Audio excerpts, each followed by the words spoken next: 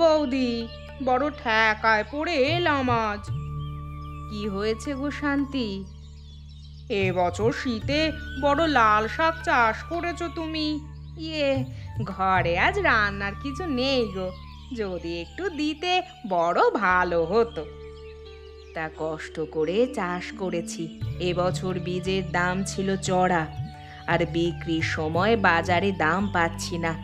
ঠিক আছে, তুমি যখন বলছো অল্প করে নিয়ে যাও, আমি তো কোনোদিন তোমাকে না বলিনি, তবে আমার দিকটাও একটু দেখো। তুমি তো একা মানুষ, চাষবাস করছো, বাজারে বিক্রি করছো, সুখে বেঁচে আসো, আমি আর কি দেখবো বলো? সেরকম দেখতে গেলে তোমারও তো স্বামী আছে, আর আমি অভাগা বিধবা মানুষ। ঠিক আছে বৌদি, তুমি বলো না আমি তোমার কি উপকার করতে পারি। এবার তো তোমার চাল উঠেছে ভালো, আসলে শাকের দাম পাচ্ছি না বাজারে, তো তাই তুমি যদি আমাকে দুদিন খাবার মতো চাল দিতে। আচ্ছা, আজ দিতে হবে না, তবে তুমি দুদিন পর দিও, তাতেই হবে। এর এমন কি কথা, বিপদে মানুষই তো মানুষের পাশে থাকে, তাহলে চালের মতো সমান পরিমাণে আমাকে একটু বেশি করে দিও শাক। ওই যে ওইখানে ক্ষেত, তোমার যতটা ইচ্ছা নিয়ে যাও। এই সুযোগটাই তো খুঁজছিলাম, দেখাচ্ছি মজা।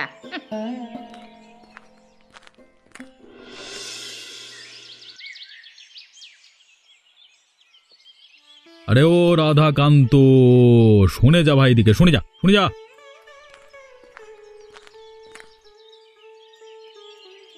হ্যাঁ হ্যাঁ বাবু বলুন। এবছর শীতটা তো ভালোই পড়লো, ব্যবসাপাতির বাজার মন্দা যাচ্ছে, নতুন কিছু ভেবেছিস?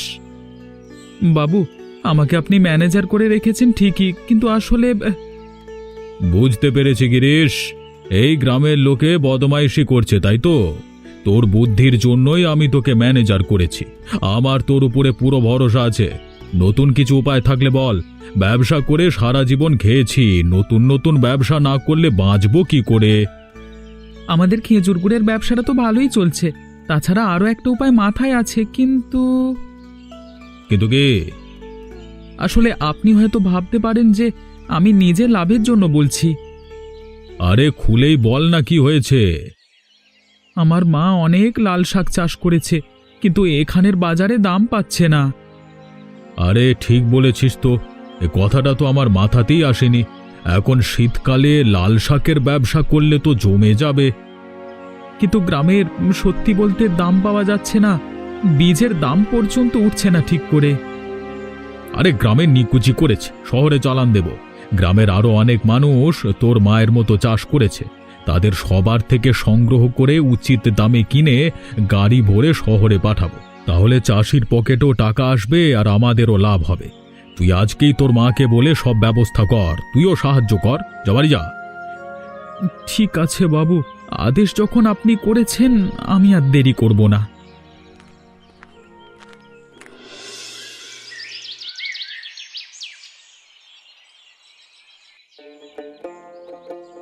বাহ, বেশ বাঘা রান্না করেছো তো আজকে, এমন জিনিস কোথায় বাগালে? এমনিতে কি তোমার বউকে পাড়ার সবাই কাকিমা বলে সম্মান করে? একবার ঘরের দিকে তাকিয়ে দেখো তো। আরে বাবা রে, এত সব তুমি কোথায় পেলে? শোনো, এক্ষুনি খাওয়া দাওয়া করে তুমি শহরে চলে যাও, এগুলো বিক্রি করে এসো। তার মানে? গিয়েছিলাম ওই বোকা কাবেরী বৌদির কাছে সকালে শাক ধার করতে, আসলে আমার ধান্দা ছিল অন্য। অনেক দিন ধরে দেখেছি যে চাষ করেছে এবছর বাঘি, লোভ হচ্ছিল বড় কদিন। গিয়ে শুনি যে গ্রামে নাকি বিক্রি করতে পারছে না। এদিকে তুমি জানোই তো, শহরের লোকেরা এসব খেতে পায় না। দুমুঠো চালের প্রতিশ্রুতিতে লুকিয়ে বস্তা ভরে নিয়ে এসেছি। কিছু বলেনি? আমাকে শাক তুলতে দিয়ে ঘরে চলে গিয়েছিল, বিশ্বাস করেছিল আমাকে। দিয়েছি ক্ষেত খালি করে একেবারে অর্ধেক। এবারে শুধু এগুলো বিক্রি করে টাকা তোলার অপেক্ষা। বাহ, তোমার বুদ্ধির তারিফ না করে পারছি না। তাহলে আর দেরি কেন? খাও খাও তাড়াতাড়ি। এই খেয়েই পালাবো।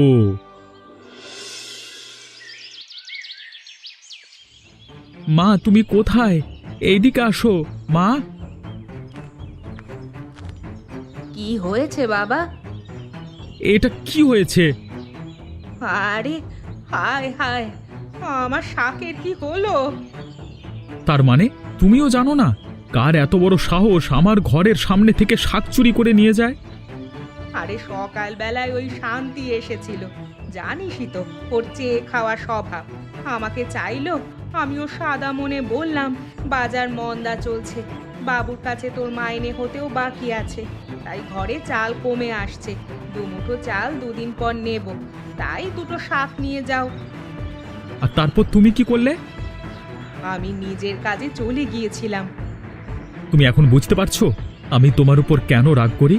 তুমি নিজের কাজে চলে গেছো আর আমাদের এত স্বাদের সব জিনিস চুরি করে নিয়ে চলে গেছে।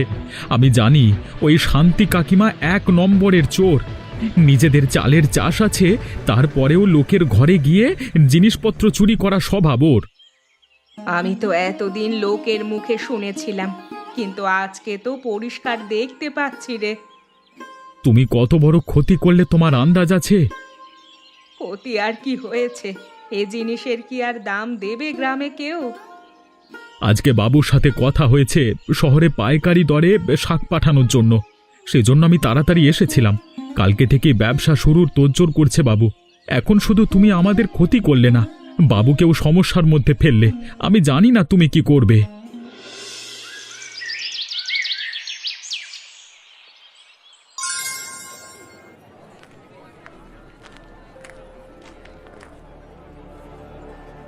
আরে ও কাকা, তুমি এখানে কি করছো? কে রে ফুলমণি, তুই আবার এখানে কোত্থেকে উদয় হলি? আমার কাজই তো বাজার বাজার ঘুরে জিনিসপত্র কেনা বেচা করা, কিন্তু তোমাকে তো কোনোদিন এই রাস্তায় দেখিনি। কি দাও মারতে এসেছিলে বলো তো? হাতে অনেকগুলো টাকা দেখলাম যে। দাদা ফ্যাচ ফ্যাচ করিস না বেশি, আমি আমার চাল বেচতে এসেছিলাম। কাকে বোকা বানাচ্ছ কাকা? তোমার বউ তো লোক ঠকিয়ে ঠকিয়ে গ্রামে চোর কাকিমার নাম কামিয়েছে, এখন তুমিও দেখছি বউয়ের রাস্তায় গেছো। মুখ সামলে কথা বল কিন্তু। না হলে কি করবে? সবজির বাজারে তুমি চাল বেচতে এসেছো, আমার সাথে মামদোবাজি, তার উপরে আবার এই শাক দোকানের সামনে দাঁড়িয়ে আছো। দেখ, আমি যদি 2 টাকা কামিয়েই থাকি, আমাকে দেখে হিংসা করছিস কেন? দিনে 10টা বাজার ঘুরে আমি 4টে টাকা রোজগার করতে পারছি না, আর তুমি দেখছি 1 বান্ডিল টাকা পকেটে ঢুকালে। ও, এবারে বুঝতে পারছি তোর পরিষ্কার হিংসে হচ্ছে। যা করছো ভালো করছো না কাকা, তোমাকে এসব হিসাব চুকাতেই হবে, এই আমি বলে গেলাম। হ্যাঁ,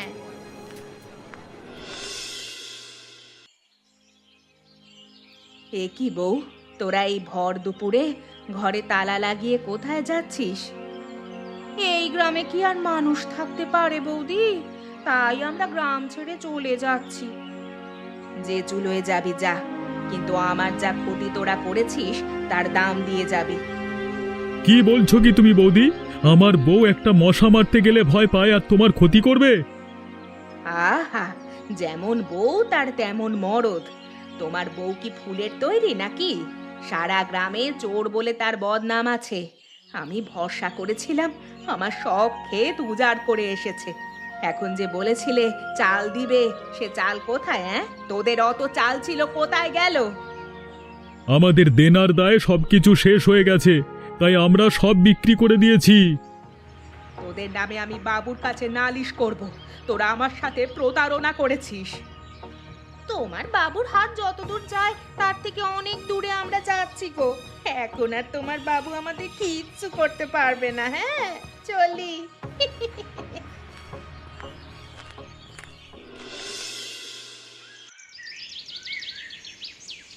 আরে আয় আয় আয় রাধা কান্ত আয়। সেই যে তুই গেলি আর তো পাত্তা নেই তোর। আরে দরজাটা তাড়াতাড়ি বন্ধ করে দে, ঠান্ডা ঢুকছে। এবছর যা ঠান্ডা পড়লো। চাকাবি? বাবু আমাকে ক্ষমা করে দিন। কি হয়েছে রে? তোর মুখে তো কোনোদিন এরকম কথা শুনিনি। শাকের ব্যবসাটা শুরু করা বোধহয় আর হবে না। কেন, কি হয়েছে? হ্যাঁ, মা বিশ্বাস করেছিল ওই শয়তান শান্তি কাকিমাদের দুমুঠো চালের প্রতিশ্রুতি দিয়ে সব শাক তুলে নিয়ে গেছে। অল্প যা পড়ে আছে তার দুদিন খাওয়ার মতো মাত্র, ওদের ব্যবসা করা চলে না। তুই আগে বলবি তো, ওদের আমি এক্ষুনি যদি। তাও পারবেন না বাবু। মা আজকে মূল্য চাইতে গিয়েছিল, হিসেব বুঝতে গিয়ে দেখে ওরা বাড়িতে তালা লাগিয়ে দূরে কোথাও চলে গেছে। কি বলিস রে? আর মা ছাড়া এত বড় চাষি এ গ্রামে আর কেউ নেই লাল শাকের, মানে। তাহলে ঠিক আছে, মন খারাপ করতে হবে না। একজন কেউ আমাদের ঠকিয়ে দিলে আমরা পথের ভিখিরি হয়ে যাব না, ঠিক আছে? তা এতদিন কিছু কামাতে পারি না পারি মানুষের বিশ্বাস আর সততা অর্জন করতে পেরেছি, অন্য কিছু চিন্তা করছি। তুই বস, বুঝলি? ক্ষমা করবেন বাবু, মা ঘরে একা আছে, তার উপরে এমন ঝামেলা হয়ে গেল। আর ঠিক আছে, ঠিক আছে, তুই যা, চিন্তা করিস না, সব ঠিক হয়ে যাবে, যা।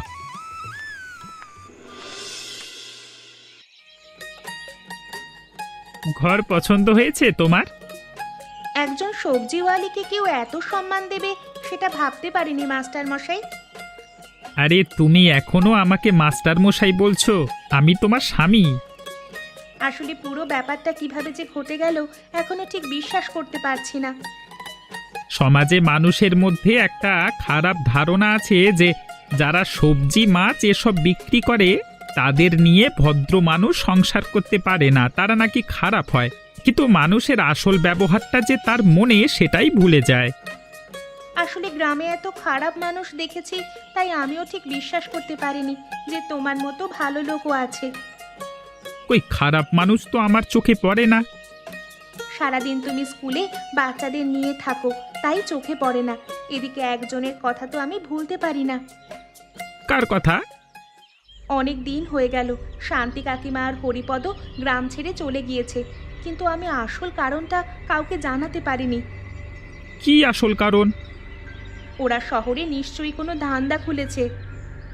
কেউ যদি বিশ্বাস করে শহরে গিয়ে উন্নতি করতে চায় তাহলে তাতে খারাপ কি? খারাপ কিছু নেই, কিন্তু সেই ব্যবসার পুঁজিটা লোক ঠকিয়ে জোগাড় করাটাই তো খারাপ। তোমার কেন মনে হচ্ছে ওরা লোক ঠকিয়েছে?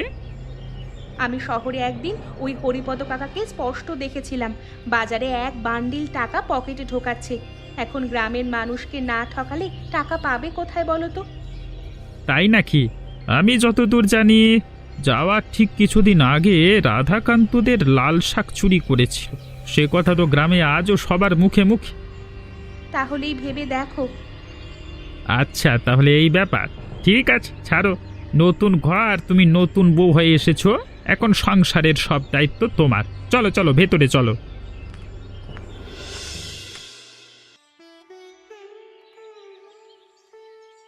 আমার কি সৌভাগ্য আপনি স্কুলে এসেছেন। আরে ভুলে যেও না নরেন, শিক্ষাই আমাদের ভবিষ্যৎ। তুমি আমাদের গ্রামের ভবিষ্যৎ প্রজন্মকে তৈরি করছো, আর আমি না আসলে হয়? আপনাদের আশীর্বাদ আছে তাই হচ্ছে। কোনো জরুরি কাজ আছে বাবু? আমি অন্য বছরের মতো এবছরেও কিছু টাকা অনুদান দিতে চাই, নতুন বছর শুরুর আগে। আরো ভালো করে স্কুলকে বড় করো। কিন্তু আমি যতদূর জানি এবছর আপনার ব্যবসা ভালো চলেনি। আরে ঠিক আছে, ব্যবসার ধর্মই হচ্ছে এক বছর ভালো হওয়া, এক বছর খারাপ। টাকাগুলো রাখো তুমি। আপনার এত সমস্যার মধ্যেও আপনি যখন স্কুলের কথা ভেবেছেন, তখন আমি একটা কথা জানাতে চাই আপনাকে। কি কথা? কালকে আমার বউ ফুলমণি বলছিল যে শহরের বাজারে নাকি ও একবার হরিপদকে দেখেছিল, মানে ওরা বাড়ি ছেড়ে যাওয়ার ঠিক আগেই। হাতে নাকি অনেক টাকা ছিল। কি বলছো কি তুমি? মনে হচ্ছে যে আপনার ব্যবসা পরিকল্পনা করে খারাপ করেছে ওরা। আচ্ছা, তাহলে তো একটু খোঁজ নিয়ে দেখতে হচ্ছে। ঠিক আছে মাস্টার মশাই, তুমি তোমার পড়াশোনার দিকে নজর দাও, আমি বাকিটা দেখছি। আমাকে জানানোর জন্য ধন্যবাদ।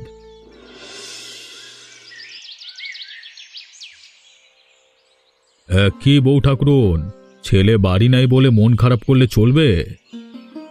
আগে বাবু, আসলে ছেলেটাই আমার একমাত্র সম্বল। কতদিন হলো বাড়িতে আসছে না, তাই। চিন্তা করতে হবে না, শহরে গেছে সে আমার হয়ে ব্যবসা করতে। তোমার ছেলে বুদ্ধিমান, ভালো টাকা কামাচ্ছে। ওর এ মাসে টাকাটা আমি দিতে এলাম তোমাকে, তোমার সংসার খরচে লাগবে। আর কয়েকদিনের মধ্যেই তোমার ছেলে ফিরে আসবে, চিন্তা করতে হবে না। ধন্যবাদ বাবু, তবে আমার জন্য আপনার বড় ক্ষতি হয়ে গেল। আরে না না, কেউ যদি পাপ করে তবে তার শাস্তি তো তাকে পেতেই হবে। তুমিও চলে যাচ্ছ না এই দুনিয়া থেকে, আর আমিও যাচ্ছি না। সবাই আমরা এখানেই আছি। যদি আমরা সততার পথে থাকি তাহলে যারা আমাদের সাথে খারাপ করেছে তারা তার মূল্য চোকাবে। আমার জন্য কোন হুকুম বাবু? এবছর খেজুরের রস খুব ভালো হয়েছে। বাড়ির কাজ করা ছাড়া তুমি তো বাকি সময় ফাঁকা থাকো, তাই ভাবছিলাম গুড় তৈরির দায়িত্বটা যদি তুমি নাও। চিন্তা করবেন না বাবু, আমি রাজি আছি। ঠিক আছে, তোমার বাড়ির সামনের ক্ষেত এখন তো ফাঁকা, ওখানেই আমি কালকে সকাল থেকে আয়োজন করব। আপনি যা বলবেন। হায় কপাল, আমারে কি সর্বনাশ হলো গো! আমার স্বামীটাকে সবাই মিলে এরকম পিটিয়ে মেরে ফেললো। হায় হায় হায়, এত পাষাণ মানুষের দল!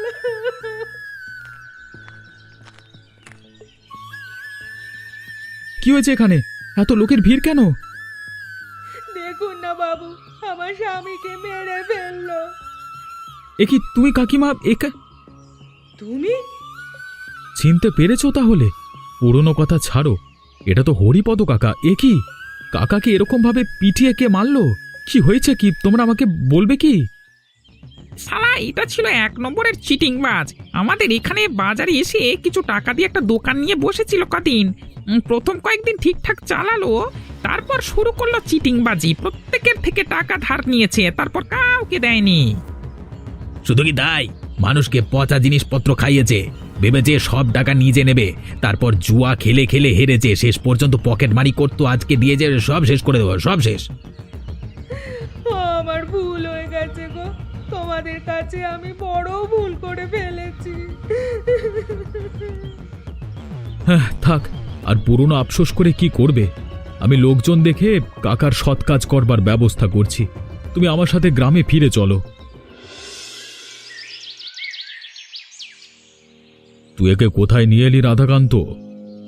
এই আপদটাকে আবার তুই জুটিয়েছিস? বিদায় হয়েছিল, ভালো ছিল।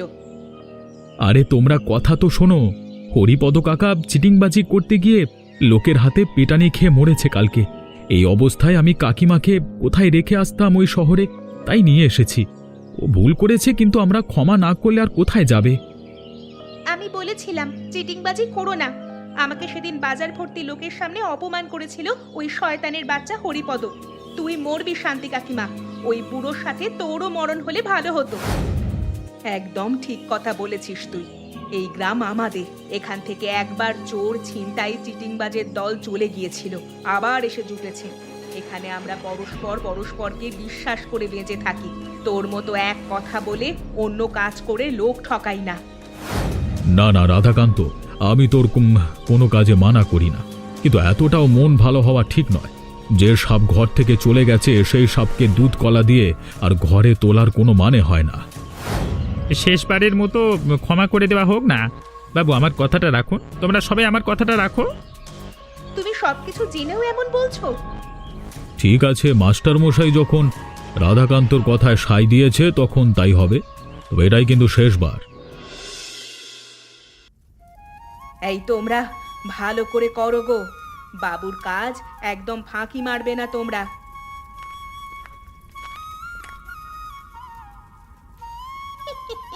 কি মজা! এখানে কি হচ্ছে? কেন, কি হচ্ছে দেখতে পাচ্ছিস না চোখে? শাক, আরে আরে লাল শাক আমি দিয়েছিলাম তোকে। ধর হিসেব হিসেব হিসেব। মনে পড়েছে আমার বর মরেছে, সব হিসাব চুকে গেছে। তুই তুই কেন আবার উঠলি রে? কত লাল শাক উঠেছে। বউ, বউ তুই কি পাগল হলি? কার সাথে কথা বলছো মা? ওই দেখ না, তোর শান্তি কাকিমা কেমন পাগলের মতো ব্যবহার করছে। কি হয়েছে কাকিমা, তুমি আমাকে চিনতে পারছো না? গুড় ফুটছে কেন? মিষ্টি কেন? সব সবকিছু তেতো থাকার কথা ছিল। আমার জীবনে পাপের ফলে সবকিছু তেতো হয়ে গেছে। নির্ঘাত পাগল হয়ে গেছে। শহরের একটা ডাক্তার ডেকে দেখাতে হবে বাবুকে বলে। ওই গুড়ের আগুনের ভেতর লাল লাল শাক। আমার স্বামী ওরকম ভাবেই পুড়ে যাচ্ছিল, ওরকম লাল রক্ত বেরোচ্ছিল যখন সবাই ওকে পেটাচ্ছিল ধরে। ওই ওই আমায় ডাকছে। ওরে ওরে ধর রে ওকে, কে কোথায় আছিস? মরবে রে, মরবে আগুনে পড়লে। কাকিমা কাকিমা, যেও না যেও না। হায় রে, সব শেষ হয়ে গেল।